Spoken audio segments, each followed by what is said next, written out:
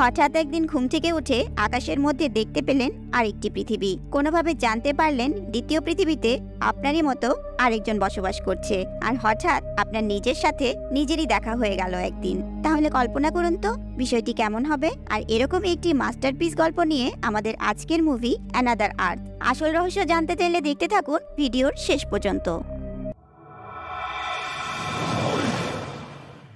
এই মুভিটি স্টোরি আবর্তিত হয়েছে রোডা উইলিয়াম নামে 17 বছর বয়সী একটি মেয়েকে ঘিরে। মহাকাশের চার্ম ছোটবেলা থেকেই রোডাকে অনেক বেশি আকৃষ্ট করত, তাই বড় হওয়ার পর এই বিষয়টিতে পড়াশোনা করার জন্য সে MIT-তে অ্যাপ্লাই করে এবং তার অ্যাপ্লিকেশনটি অ্যাকসেপ্টেডও হয়। একে তো এত স্বনামধন্য একটি ইনস্টিটিউটে পড়ার সুযোগ হয়েছে, তাও আবার নিজের পছন্দের সাবজেক্টে। এত বড় একটা খুশির খবরে বন্ধুদের সাথে একটা লেট নাইট পার্টি সেলিব্রেশন তো দোষের কিছু নয়, কিন্তু খুশিতে আত্মহারা হয়ে নিজের উপর নিয়ন্ত্রণ হারিয়ে ফেলাটা ছিল দোষের। পার্টিতে রোডা অনেক বেশি ড্রিঙ্ক করে ফেলে, আর পার্টি শেষে মদ্যপ অবস্থাতেই একা একা গাড়ি ড্রাইভ করে বাড়ির উদ্দেশ্যে রওনা দেয়। ড্রাইভ করতে করতে সে রেডিও অন করে, আর রেডিওতে তখন এমন একটা নিউজ আসে যা তার পুরো জীবন পাল্টে দেয়। মহাকাশ বিজ্ঞানীরা একটি নতুন গ্রহের সন্ধান পেয়েছে এবং সেই গ্রহটি হুবাহু একদম পৃথিবীর মতোই দেখতে, আর সেখানে মানুষের অস্তিত্ব নিয়েও মোটামুটি নিশ্চিত বিজ্ঞানীরা। নিউজটিতে আরো বলা হয় রাতের বেলা পূর্ব দিকের আকাশে তাকালেই ছোট্ট একটা ব্লু ডট চোখে পড়বে, আর এটাই হলো সেই গ্রহ। মহাকাশের গ্রহ নক্ষত্রের এইসব ব্যাপারগুলোতে রোডার কি পরিমাণ আগ্রহ সেটা তো আমরা ইতিমধ্যে জেনেই গিয়েছি। এই খবরটা শুনে রোডা প্রচন্ড রকম এক্সাইটেড হয়ে যায় এবং সে তার গাড়ির রুফটপের গ্লাস দিয়ে উকিঝুঁকি মেরে আকাশে ওই গ্রহটি খোঁজার চেষ্টা করে এবং শেষ পর্যন্ত সে ওই গ্রহটি দেখতে পায়। রোডা এত মুগ্ধ হয়ে গ্রহটির দিকে তাকিয়ে থাকে যে তার তখন ড্রাইভিং এর দিকে কোনো মনোযোগই ছিল না, আর সে যেহেতু তখন মদ্যপ অবস্থায় ছিল তাই তার চিন্তা শক্তিও অসংলগ্ন হয়ে পড়েছিল, সেটা তো বলাই বাহুল্য। অপরদিকে রোডার গাড়ির বিপরীত দিক থেকে আসা একটি প্রাইভেট কার সিগন্যালে এসে থামে। সেই গাড়ি থেকে বাবার সাথে একটি ছোট্ট ছেলের কথোপকথন ভেসে আসছিল। মুহূর্তের মধ্যেই প্রচন্ড গতিতে ধেয়ে আসা রোডার গাড়ি জোরে ধাক্কা দেয় ওই প্রাইভেট কারটিকে। ধাক্কাটা এতই জোরদার ছিল যে ওই গাড়িটি অনেক দূরে গিয়ে আছড়ে পড়ে। ঘটনার আকস্মিকতায় রোডা জ্ঞান হারায়, তবে কিছুক্ষণ পরই তার জ্ঞান ফিরে আসে। সে তার পুরো শরীরে অনেক আঘাতের চিহ্ন দেখতে পায়। তারপরও সে গাড়ি থেকে বের হয়ে ওই গাড়িটির দিকে এগিয়ে যায়। গাড়ির জানালা দিয়ে ভিতরে উকি দিয়ে সে দেখতে পায় ড্রাইভিং সিটের পাশের সিটে একটি নারী দেহ নিথর হয়ে পড়ে আছে। ড্রাইভিং সিটে বসে থাকা লোকটিও গুরুতরভাবে আহত, আর গাড়ির পিছনের দরজা খুলে মাটিতে পড়ে আছে একটি ছোট্ট ছেলে, যাকে কোনো রকম নড়াচড়া করতে দেখা যাচ্ছে না। রোডা মাত্র 17 বছর বয়সী একটা মেয়ে। তার চোখের সামনে এরকম একটি দৃশ্য দেখে সে তার বোধ শক্তি পুরোপুরি হারিয়ে ফেলে।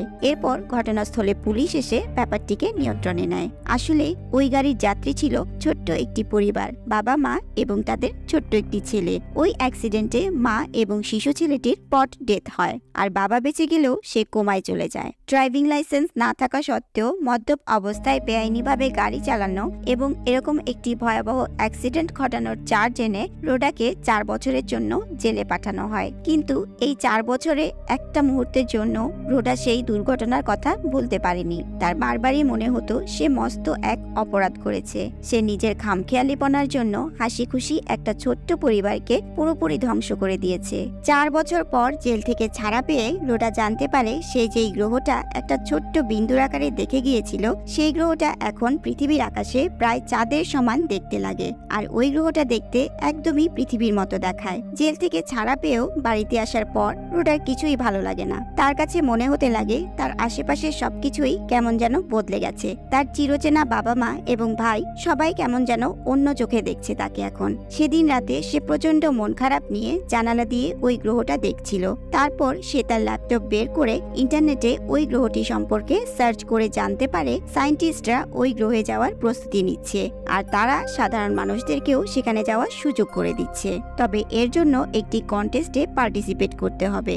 অনলাইনে একটি ফর্ম দেওয়া আছে, আর এই ফর্মটি ফিল আপ করে এতে 5 ওয়ার্ডের একটি প্যারাগ্রাফ লিখতে হবে এবং সেখানে ছোট্ট করে এক্সপ্লেইন করতে হবে আপনি ওই প্ল্যানেটে কেন যেতে চান, আর যার উত্তরটি সবচেয়ে বেশি যুক্তিযুক্ত হবে তাকে উইনার ঘোষণা করে ওই গ্রহে যাওয়ার টিকিট দেওয়া হবে। কিন্তু রোডা ওই ফর্মে কিছুই না লিখে ঘুমিয়ে পড়ে। পরের দিন সে একটি এমপ্লয়মেন্ট অফিসে যায়। তারা তাকে খুব ভালো একটা জব অফার করে, কিন্তু রোডা তাদেরকে জানিয়ে দেয় সে এমন একটা জব চায় যেখানে তার আশেপাশে লোকজন অনেক কম থাকবে।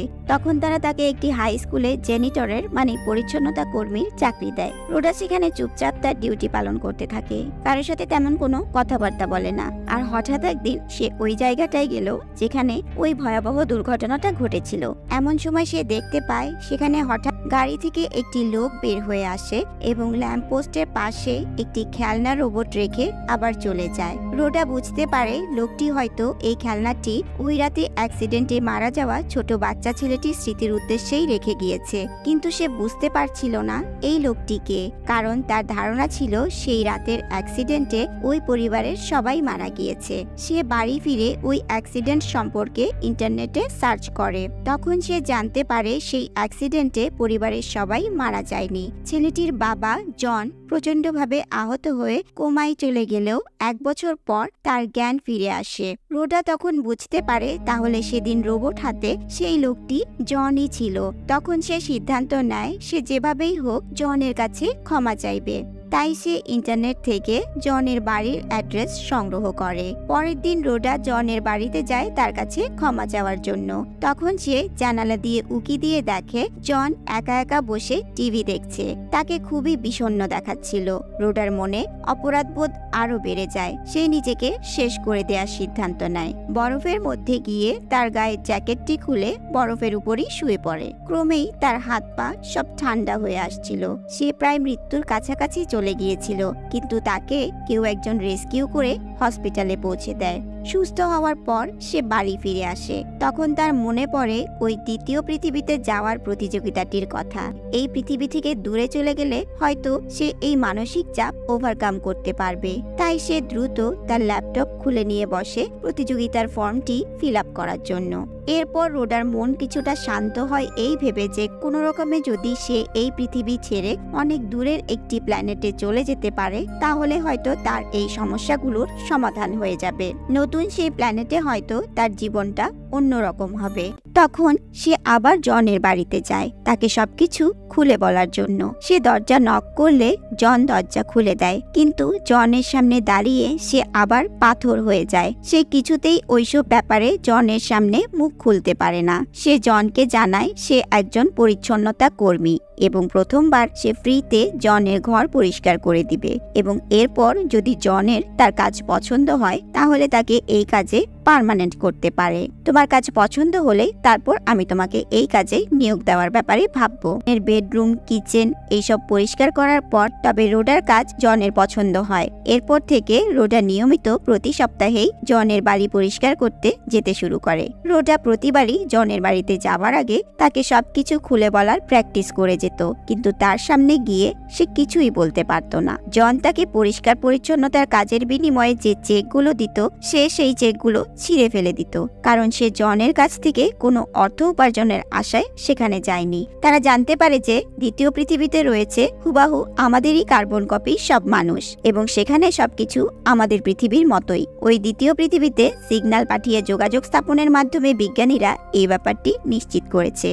ক্যালিফোর্নিয়ার মহাকাশ বিজ্ঞানী ডক্টর জোন্স মহাকাশে একটি সিগন্যাল পাঠায়। তার কিছুক্ষণ পরই সেখান থেকে একটি বার্তা রিসিভ করে, যাতে বলা হয়, হ্যালো, আমি ক্যালিফোর্নিয়া থেকে ডক্টর জোন্স বলছি। সবাই বিস্মিত হয়ে যায়, কারণ সেই দ্বিতীয় পৃথিবী থেকে অন্য একজন ডক্টর জোন্স এই বার্তাটি পাঠিয়েছে। পৃথিবীর আকাশে ধরা দেওয়া সেই দ্বিতীয় পৃথিবী আসলে আমাদেরই এই পৃথিবীর একটি মিরর কপি। এই আবিষ্কার পৃথিবীতে হইচই ফেলে দিল। শত শত মানুষ ঘর থেকে বের হয়ে এসে আকাশের ওই গ্রহটির দিকে অপলক দৃষ্টিতে তাকিয়ে থাকলো। রোডাও ঘর থেকে বের হয়ে এসে তাকিয়ে রইল সেই গ্রহটির দিকে। লাখ লাখ মানুষের মনে তখন শুধু একটাই প্রশ্ন, কি করছে কেমন আছে অন্য গ্রহে থাকা আমার সেই প্রতিবিম্বটি? তার পারিপার্শ্বিক অবস্থাও কি আমারই মতো? কি অদ্ভুত একটা ব্যাপার, তাই না? আচ্ছা, সত্যি যদি এরকম কোনো গ্রহ বাস্তবে আবিষ্কৃত হয় আর আপনার কার্বন কপির সাথে আপনার কখনো দেখা হয়ে যায়, তখন আপনার অনুভূতিটা কিরকম হবে? অবশ্যই একটু কমেন্ট করে জানাবেন। আমার তো মনে হয় আমি এক্সাইটমেন্টের ঠেলায় ভাষাই হারিয়ে ফেলবো, আর তাই আমার আপনাদের অনুভূতির কথাটাও জানতে খুব ইচ্ছে করছে।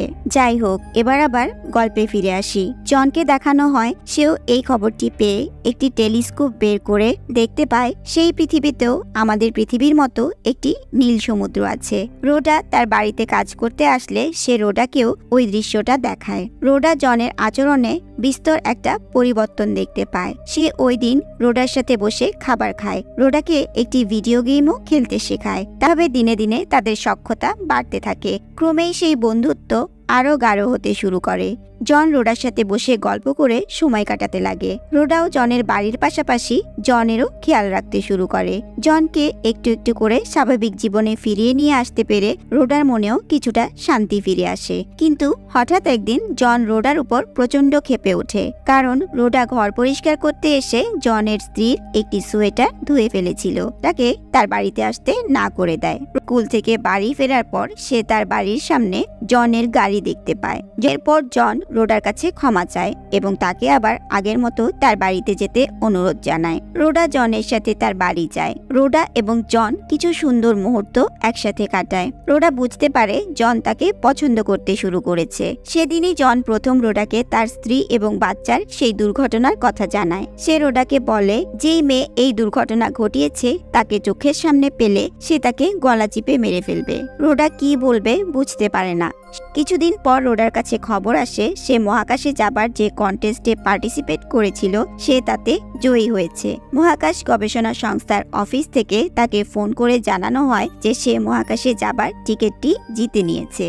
এই খবরটি পেয়ে রোডা তার খুশি ধরে রাখতে পারে না। এটা তো তার ছোটবেলা থেকেই স্বপ্ন। সে এই খুশির খবরটা জনকে এসে জানায়। রোডার উপর তার কোনো অধিকার নেই এটা জেনেও জন রোডাকে অনুরোধ করে সেখানে না গেলে কি হয় না? তুমি কি পারো না এই পৃথিবীতেই আমার সাথে থেকে যেতে? তখন রোডা একটু গম্ভীর হয়ে যায়। সে জনকে বলে, আজকে তোমাকে আমি একটা মেয়ের গল্প শোনাবো। যদি গল্পটা শেষ অবধি শোনার পর তুমি মেয়েটাকে ক্ষমা করতে পারো তাহলে আমি অবশ্যই এখানে তোমার কাছেই থেকে যাব।